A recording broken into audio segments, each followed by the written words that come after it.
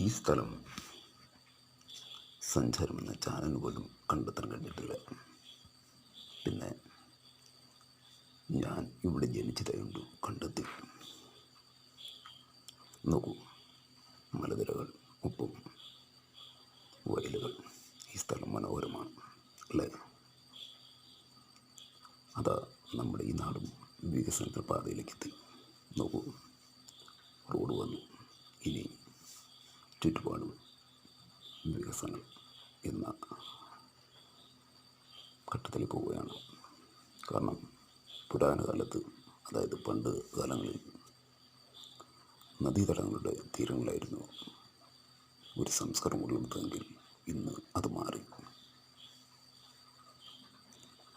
അതുകൊണ്ട് നമ്മുടെ നാട് വികസന പാതത്തിലേക്ക് എത്തുകയാണ്.